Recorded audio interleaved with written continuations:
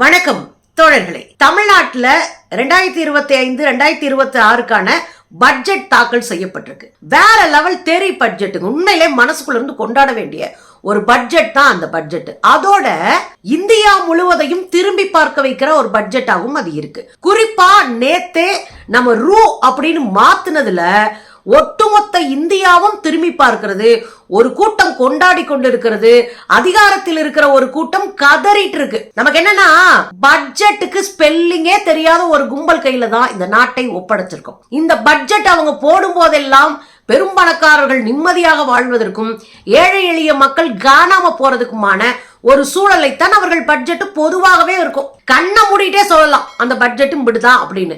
ஒட்டுமொத்த ரயில்வே துறைக்கு தனியாக கொடுக்கப்பட்ட பட்ஜெட்டை காலி பண்ணி ரயில்வேன்னு பேரே வராத அளவுக்கு ஒரு பட்ஜெட்டை தாக்கல் பண்ணிட்டு போறதும், எதிர்கட்சிகள் ஆளுகிற மாநிலங்களை நிராகரிப்பதுமான ஒரு கேடுகட்ட பட்ஜெட்டை தான் இதுவரை காவி கும்பல் இந்தியாவிலே சப்மிட் பண்ண பட்ஜெட்.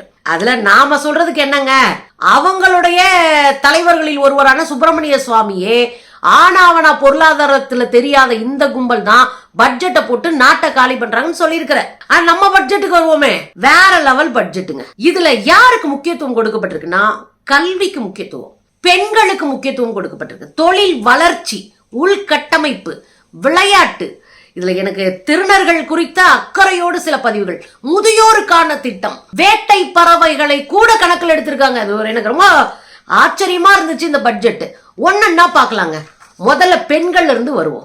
ஏன் பெண்கள்ல இருந்து வரணும்னா, ஒரு சமூகத்துல பெண் பொருளாதாரமாகவும் கல்வியாகவும் முன்னேற்றம் அடைகிற போது அந்த சமூகமே தலை நிமிர்ந்து நிற்கும். அதுதான் இந்த பட்ஜெட்ல நம்ம பாக்குறோம். பெண்களுக்கு ஏராளமான விஷயங்கள், முன்னெடுப்புகள் நடந்திருக்கு.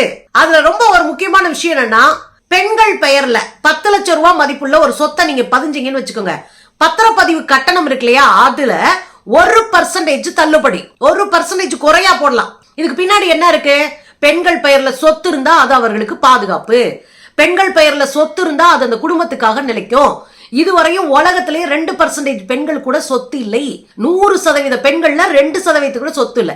இது ஒரு முக்கியமான அறிவிப்பா பாக்குறேன். இன்னொன்னு கூட ஏற்கனவே செஞ்சாங்க. இந்த வீடுகள், இலவச வீடுகள் கொடுக்கறாங்க இல்லையா குடிசை மாற்று வாரியத்துல, அந்த வீடுகளை எல்லாம் பெண்கள் பெயரில் கொடுக்கணும்னு ஏற்கனவே திட்டம் இருக்கு. ஏற்கனவே பெண்கள் பெயர்ல தான் கொடுக்கறாங்க. தனிப்பெண்கள் ரேஷன் கார்டு வாங்க முடியாது.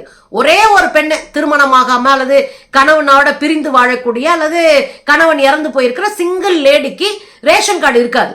அதையும் இப்ப கொடுத்திருக்கிறாங்க. ஏற்கனவே அது போன பீரியட்லயே பட்ஜெட்ல அறிவிக்காமலே நேரடியா அறிவிச்சு செயல் திட்டத்துக்கு வந்துருச்சு. சோ பார்த்து பெண்களுக்கு செய்யறாங்க. உங்களுக்கு தெரியும், போக்குவரத்துல அவங்களுக்கு கொடுத்தப்பட்ட சலுகை, போக்குவரத்து சலுகை, இப்படி நிறைய சொல்லிட்டே போகலாம். அதுல இன்னொரு முக்கியமான கட்டம் தான், பெண்கள் பேர்ல சொத்து வாங்கினா உங்களுக்கு 1% கம்மியாகும். பெண்கள் உரிமை தொகை நிறைய பேர் கிடைக்காம கூட இருந்திருக்கலாம். உண்மையிலேயே வாங்குவதற்கு தகுதியானவர்கள் கூட கிடைக்காம இருந்திருக்கலாம். அவர்கள் எல்லாம் விண்ணப்பம் பண்ணுங்க அப்படின்னு சொல்லி 13,000 சில்லற கோடி ரூபாயை கொடுத்திருக்காங்க. அதுக்கப்புறம் தோழி விடுதிகள் 800 இடத்துல திரும்ப கட்ட போறாங்க. தோழி விடுதிகள், உங்களுக்கு தெரியும் தோழி விடுதினா என்ன? இப்ப நம்ம ஒரு ஊருக்கு போறோம், ஒரு வேலை தேடி போறோம், இல்ல போய் தங்கி 2 நாள் வேலை பார்த்துட்டு வர வேண்டிய ஒரு சூழல்ல இருக்கோம் அப்படின்னா, நமக்கு பாதுகாப்பா ஒரு விடுதியில போய் தங்க முடியாது. அந்த விடுதியில போய் தங்குறதும் பாதுகாப்பா இருக்காது. அப்போ அரசே விடுதிகளை தோழி விடுதின்னு ஆரம்பிச்சிருக்கிறாங்க. அந்த தோழி விடுதியில இப்ப நிறைய வேலை தேடி போகிற பெண்கள் வேலைக்காக ஒரு அலுவலக நிமித்தமா 2 நாள் 3 நாள் 1 வாரம் தங்க வேண்டி இருந்துச்சுன்னா தோழி விடுதலை போய் தங்கிடலாம். பாதுகாப்பாக தங்குவதற்கு மிக குறைந்த கட்டணத்துல அரசே அவங்களுக்கு கொடுக்குது. அதே தோழி விடுதிகளை 800 இடங்களை கட்ட போறாங்க. இது ஒரு பெரிய பயணத்தை பெண்களுக்கு கொடுக்கக்கூடிய ஒரு வாய்ப்பை உருவாக்கும். தைரியமா எந்த ஊர்லயும் போய் தங்கலாம் அப்படின்ற ஒரு சூழலை உருவாக்கும். அதுல ரொம்ப முக்கியமான இன்னொன்று என்ன தெரியுமா? கருப்பை வாய் புற்றுநோய். இந்த கருப்பை வாய் புற்றுநோய் ரொம்ப பெரிய டேஞ்சரா இன்னைக்கு இந்தியாவில இருக்கு. அதை ஒழிக்கணும்ன்றதுக்காக 14 வயதுக்கு மேல இருக்கிற பெண் குழந்தைகளுக்கு இந்த தடுப்பூசியை இலவசமாக அரசு போட போகுது. அதுக்காக 36 கோடி ரூபாய் ஒதுக்கி இருக்கிறாங்க. ஏன் இலவசமா போடணும்? ஒரு ஊசி 2000 இருந்து 3000 வரைக்கும் இருக்கு அந்த தடுப்பூசி. அதை சாமானிய வீட்டு பெண்கள் போட மாட்டாங்க. போடலன்னா அதை தடுக்க முடியாம நாளைக்கு ஒரு பிரச்சனையில பெண்கள் சிக்க வாய்ப்பு இருக்கு. அதையும் கவனத்தில் கொண்டு தடுப்பூசி போடுறதுக்கு ரெடி பண்ணிட்டாங்க. இதுல 1 லட்சம் பெண்களை தேர்வு செய்து தொழில் பயிற்சி கொடுத்து அவங்களுக்கு லோனை கொடுத்து 1 லட்சம் பெண்களை தொழில் முனைவோர்களாக மாற்றுவது ரொம்ப முக்கியமான இடங்க. ஒரு தொழிலை கற்றுக் கொடுத்து அதை செய்யறதுக்கான பணத்தையும் கொடுத்து அந்த பெண்களுக்கு வழிகாட்டுதல செஞ்சு எல்லா வேலையும் செய்யறதுக்கான வேலைகளை திட்டமிட்டு இருக்க அரசு அதை அறிவிச்சிருக்கிறாங்க. மகளிர் சுய உதவி குழு உங்களுக்கு நல்லா தெரியும். வெளிநாடுகளில் இருந்த ஆசியா கண்டத்துல இருந்த இந்த மகளிர் சுய உதவி குழு என்ற திட்டத்தை என்ற வடிவத்தை இந்தியாவிலே முதல்ல அறிமுகத்துக்கு கொண்டு வந்ததை தமிழ்நாடு தான். அது அன்னைக்கு இருந்த முதலமைச்சராகவே இல்லாத ஸ்டாலின் அவர்கள் தான் அவர்களுடைய ஆட்சியில கொண்டு வந்து மகளிர் சுய உதவி குழு மூலமா அவங்கள சமூகப்படுத்துவது, பொருளாதார தண்ணீரை அடைவதற்கான சூழலை உருவாக்குனாங்க. இப்போ அதுக்கான 10,000 குழுக்களை எக்ஸ்ட்ரா, இப்பயே பல லட்சம் குழு இருக்கு, 10,000 குழுக்களை கூடுதலா இந்த ஆண்டு உருவாக்குவது, 17,000 கோடி ரூபாயை அதுக்காக கொடுப்பது, கடனாக கொடுப்பது அப்படின்னு ஒரு பெரிய திட்டமிடலை பெண்களுக்காக செஞ்சிருக்காங்க. முதியோர்களுக்கான ஒரு இல்லம், ஒரு 10 மாவட்டத்துக்கு மேல முதியோருக்கான இல்லத்தை அமைக்க போறாங்க. அது என்ன வேலை பார்க்கும் அப்படின்னா, பகல் நேரத்துல முதியோர்களை பாதுகாக்கிற வேலையை அவங்க செய்ய போறாங்க. அதுக்கு பேர் அன்பு சோலைன்ற பேர்ல உருவாக்க போறாங்க. இதுல நம்ம அண்ணன் விஜய் இருக்காரு இல்லையா, இது வச்சு என்னங்க பண்ண போறீங்க, என்னங்க உருட்டிட்டு தர்றீங்கன்றாரு. ரொம்ப முக்கியமான திட்டங்க. இப்ப 2 பேர் இருக்கிறாங்க, அவங்களுக்கு ஒரு அம்மா இருக்கிறாங்க அல்லது அப்பா இருக்கிறாங்க, அவங்கள பாதுகாக்க முடியல. பாதுகாக்க முடியல மீன்ஸ் பகல்ல யாரோ ஒருத்தர் கூட இருக்க வேண்டிய கட்டாயம் இருக்கு. அப்படின்னா ஒருத்தர் தான் வேலைக்கு போக முடியும், ஒருத்தர் தான் வீட்டுல இருக்க முடியும். ஒருத்தர் வேலை இல்ல, 3 பேர் உட்கார்ந்து ஒரு குடும்பம் சாப்பிடுறது ரொம்ப கஷ்டமா போயிடும்.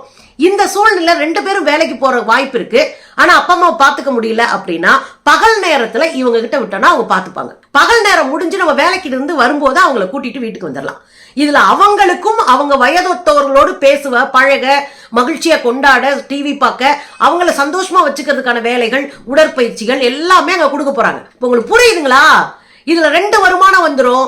அவங்களையும் நிராகரிக்காம, சுமையா நினைக்காம வயோதிகர்களை அரவணைத்துட்டு போற ஒரு சூழலும் உருவாகும்.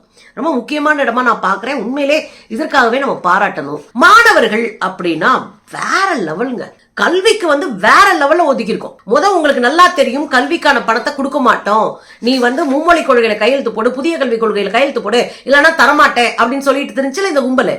அதுல பக்காவா நீ தரவே வேணாயா, என் கையில இருக்க காசை போட்டு என் பிள்ளைகளை படிக்க வைக்கிறேன் அப்படின்னு தமிழ்நாடு அரசு முடிவெடுத்து வேற லெவல் அடிச்சு நொறுக்கிருக்காங்க. இதுல உங்களுக்கு தெரியும், இந்த ஆண்டு 46,767 கோடி ரூபாய் இந்த ஆண்டு மட்டும் ஒதுக்கப்பட்டிருக்கு. நீங்க ஒட்டுமொத்த இந்தியாவில ஒன்றிய மோடி அரசு ஒதுக்குற தொகை எவ்வளவு தெரியுமா? ஒட்டுமொத்த இந்தியாவுக்கும் வெறும் 78,572 கோடி. ஒட்டுமொத்த இந்தியாவிற்கு 78,000 கோடி தான் ஒதுக்குது இந்த கும்பல். ஆனா ஒரே ஒரு மாநிலம் தன் குழந்தைகள் கல்விக்காக 46,000 சில்லற 47 வச்சுக்கோங்களேன், 47,000 கோடி ஒதுக்குறோம். எவ்வளவு பெரிய தொகைங்க. ஏற்கனவே 79,000 ஆசிரியர்கள் நியமிக்கப்பட்டிருக்காங்க. இங்க பாஜக உருட்டி விட்டுக்கிட்டே இருக்கும், ஆசிரியர்கள் அது இல்லதுன்னு. ஏற்கனவே 78,000 ஆசிரியர்கள் நியமிக்கப்பட்டாங்க. இந்த ஆண்டும் 40,000 ஆசிரியர்கள் நியமிக்க போறாங்க. இது ஒரு மிகப்பெரிய வாய்ப்பாக கல்வித்துறைக்கு மாறுது. இன்னொரு விஷயம், நீங்க எல்லாம் படிச்சுட்டீங்க, யூபிஎஸ்சி எழுதுறீங்க, அதாவது கலெக்டரா போறதுக்கு, ஐபிஎஸ்ஆ போறதுக்கு, இதற்கெல்லாம் நீங்க பரீட்சை எழுதுறீங்க. பிரிமினரி பாஸ் பண்றீங்க, மெயின்ஸ் பாஸ் பண்றீங்க, பிரிலிம்ஸ் மெயின்ஸ் ரெண்டையும் பாஸ் பண்றீங்கன்னா 50,000 ரூபாய் அரசாங்கம் உங்களுக்கு கையில கொடுத்துரும். உங்களுக்கான வாய்ப்பை உருவாக்கி கொடுக்கும். நீங்க போய் மெயின்ல அடிச்சிட்டீங்க, அடுத்து உங்களுக்கு இன்டர்வியூ தான். நீங்க நேர்முக தேர்வுக்கு போறதுக்கு 50,000 ரூபாய் உங்களுக்கு கொடுத்து அதுக்கான ப்ரிப்பரேஷனுக்கான வாய்ப்பையும் உருவாக்கி கொடுக்குது. அப்ப கலெக்டர் போன்ற அதிகாரமிக்க பதவிகள்ல நம்ம வரணும், நம்ம பிள்ளைங்க வரணும் அப்படின்னு முடிவெடுத்து இந்த வேலையை பாக்குறாங்க. 10 மாவட்டங்கள்ல புதிய கல்லூரிகள், அதுவும் பின்தங்கி இருக்கிற மாவட்டங்கள், தூத்துக்குடி, இங்க இருக்க குன்னூர், எல்லா பின்தங்கிய மாவட்டங்களிலும் புதிய கலை அறிவியல் கல்லூரிகளை உருவாக்குறதுக்கான வேலைகளும் அறிவிக்கப்பட்டிருக்கு. உண்மையிலேயே எல்லோருக்கும் கல்வி என்கிற வாய்ப்பை உருவாக்க இது அவசியம். 2 லட்சம் கல்லூரி மாணவர்களுக்கு மடிக்கணினி அல்லது டெஸ்க்டாப் கொடுக்கிறதுக்கு ஏற்பாடு செய்யப்பட்டிருக்கு. 2 லட்சம் பேருக்கு. ஏன், நீங்க ஸ்கூல்ல கொடுக்கும் போது கூட அதை பயன்படுத்துவதற்கான சூழல் குழந்தைங்களுக்கு இருக்காது.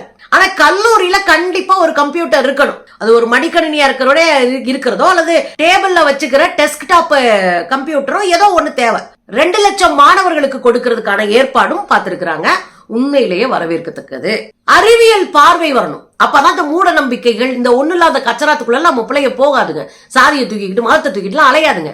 அப்ப அறிவியல் மனசை உருவாக்கணும், அறிவியல் நம்பிக்கை உருவாக்கணும், அறிவியல் பார்வை உருவாக்கணும்னு சிங்கப்பூர்ல இருக்கிற அறிவியல் மையத்தோடு தமிழ்நாடு அறிவியல் மையம் டைஅப்ல 100 கோடி ரூபாய் ஒதுக்கி அறிவியல் பார்வை வளர்ப்பதற்கு, அறிவியல் சூழலை வளர்ப்பதற்கான மாணவர்களுக்கு ஏற்பாடு பண்ணிருக்காங்க. இது எவ்வளவு பெரிய வாய்ப்புன்னு பாருங்க. அறிவியலா இருந்தாதாங்க மூளை வளரும், இல்லன்னா சங்கி பயலாவில் திருவிழா திரிவனமா. அதை தாண்டி எனக்கு ரொம்ப பிடிச்ச ஒரு இடம் என்னன்னா, அம்மா அப்பா இருக்க மாட்டாங்க, பாட்டி தாத்தாவோ சொந்தக்காரங்களோ குழந்தைங்களை வளர்த்துட்டு இருப்பாங்க. அதுவும் இந்த கொரோனா காலகட்டத்துல நிறைய குழந்தைகள் பெற்றோரை இழந்தாங்க. இப்படி பெற்றோர் இல்லாத குழந்தைகளுக்கு மாதம் தோறும் 2000 ரூபாய் வழங்கப்படும். அந்த குழந்தைங்களுடைய உணவு, கல்வி, அதுலயே அவங்களுக்கு சரியா போகும். யாருக்கும் பாரமா அந்த குழந்தைங்க இருக்காது.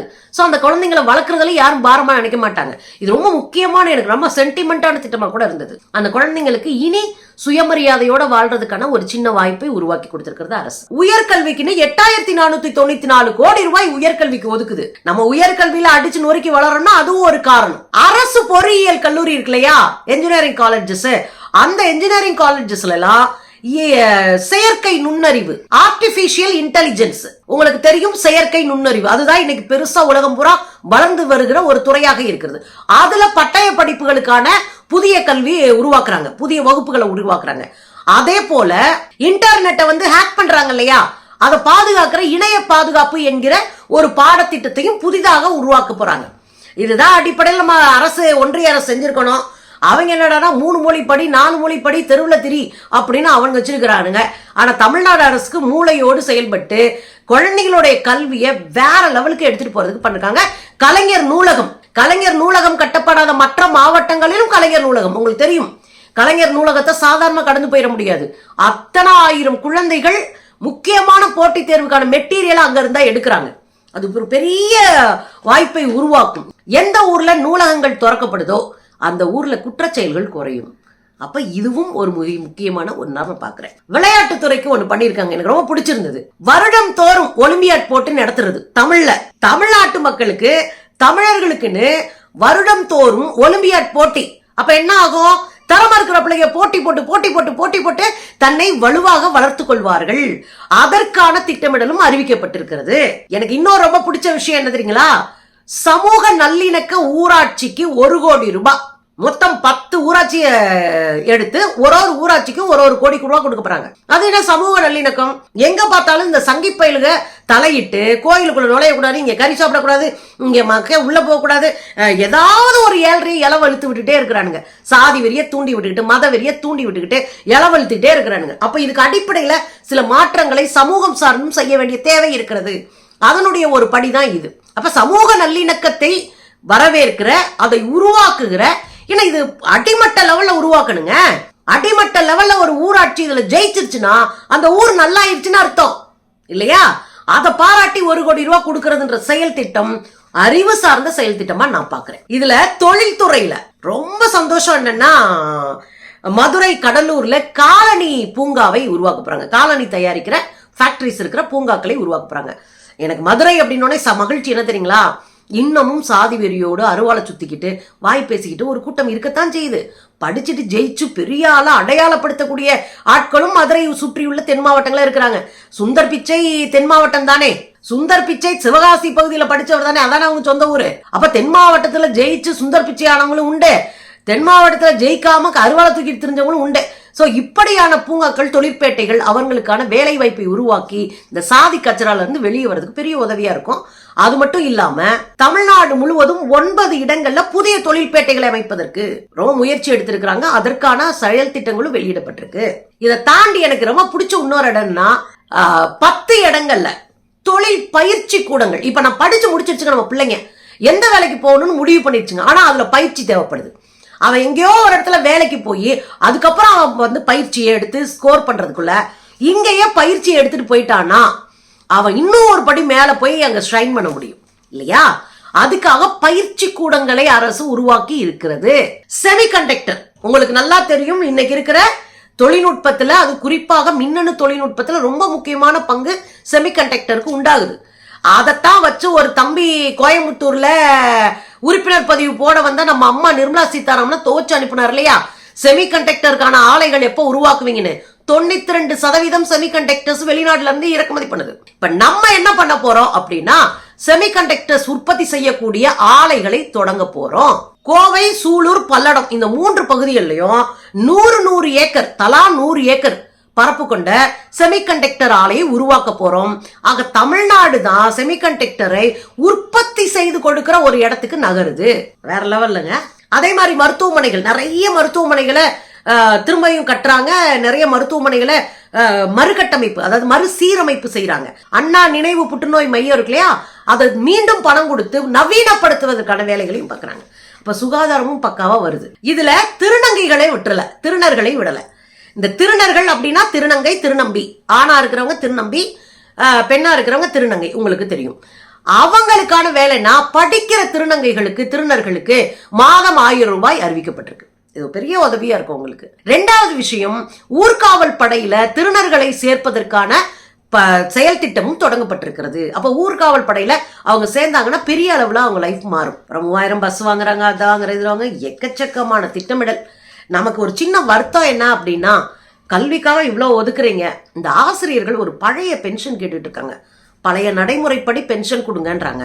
ஆனா அந்த நடைமுறைப்படி பென்ஷன் கிடையாது அப்படின்னா, வயசான காலத்துல ரிட்டையர்ட் ஆகி போய் இந்த வாத்தியாருங்கெல்லாம் பிள்ளைங்க கிட்ட கையேந்திக்கிட்டு கஞ்சிக்கு உட்காந்துருக்கணும். அதை மட்டும் அரசு மாற்றணும். ஏன்னா இவ்வளவு திட்டமிடல்களை செயல் திட்டமாக நிறைவேற்றி கொடுக்க வேண்டிய பொறுப்பு ஆசிரியர் கையில் இருக்கும்போது, அந்த ஆசிரியர்களுக்கு இந்த பழைய பென்ஷன் திட்டத்தை நீங்க அறிவிச்சீங்கன்னா அது முழுமையான ஒரு பட்ஜெட்டா மாறும். அது நாங்க ரெக்வஸ்டா வைக்கிறோம். அதே போல இன்னொன்னு, போக்குவரத்து தொழிலாளர்கள் அவங்க ரொம்ப நாளா ஒரு போராட்டத்தை நடத்திட்டு இருக்கிறாங்க. அந்த போராட்டத்தில் முக்கியமானது, அவங்க ரிட்டையர்ட் ஆயிட்டாங்கன்னா அந்த மொத்த பணத்தை கொடுக்காம இந்த போக்குவரத்து துறையில பயங்கர உள்ளடி வேலை நடந்துகிட்டு இருக்கு. அதை நீங்க சரி செஞ்சு அவங்களுக்கான கோரிக்கையும் நீங்க நிறைவேற்றணும். அப்புறம் மாற்றுத்திறனாளிகளுக்கான பயிற்றுனர்கள் தொடர்ந்து போராடிக்கிட்டு இருக்கிறாங்க. 1.5 லட்சம் மாற்றுத்திறனாளி குழந்தைகள் இருக்காங்க. அவங்களுக்கு பயிற்றுனர்கள்னா அவங்களுக்கு பேச சொல்லி கொடுப்பாங்க, எப்படி ட்ரெஸ் பண்ணிக்கணும், எப்படி ரியாக்ட் பண்ணணும், எல்லா பயிற்சியும் அவங்களுக்கு கொடுப்பாங்க. பேரண்ட்ஸ்க்கு, டீச்சர்ஸ்க்கு நீங்க எப்படி மாற்றுத்திறனாளிகளை அணுகணுன்ற வரைக்கும் கொடுப்பாங்க. அவங்களும் ஒரு 1600 பேர் தான் ஒட்டுமொத்த தமிழ்நாட்டில். அவங்களும் நிரந்தரம் இல்லாம வாய்ப்பற்றவர்களாக ஊர்ல இருக்கிற ஆளுங்க சம்பளம் கொடுத்து வச்சுட்டு இருக்காங்க. அது ஒரு மாதிரியான அவமரியாதையான சுயமரியாதையற்ற வாழ்க்கை அவங்க வாழ்றாங்க. ஸோ அவங்களுக்கும் அவங்களுடைய கோரிக்கையை நீங்க ஏத்து செஞ்சுட்டீங்கன்னா, இந்த 3ம் அடிப்படையா ரொம்ப நாளா போராடிட்டு இருக்க, 25 ஆண்டுகளாக 15 ஆண்டுகளாக போராடிட்டு இருக்க கோரிக்கைகள். இதை நீங்க நிறைவேற்றினீங்கன்னா இந்த பட்ஜெட்டை இந்தியா கொண்டாடும். தமிழ்நாடு நிச்சயமா இப்பையும் கொண்டாடும். இந்த சின்ன சின்ன குறைகளையும் நீங்கள் தீர்க்க வேண்டும் என்று பேரன்போடு நம்பிக்கையோடு நாங்கள் கோரிக்கை வைக்கிறோம். ஏன்னா எங்க முதலமைச்சருக்கு காது கேட்கும். அவர் வெறி கொண்டு மேலே பார்த்துட்டு இருக்க மாட்டாரு. காது கேட்கும், அந்த நம்பிக்கையோட சொல்றோம்.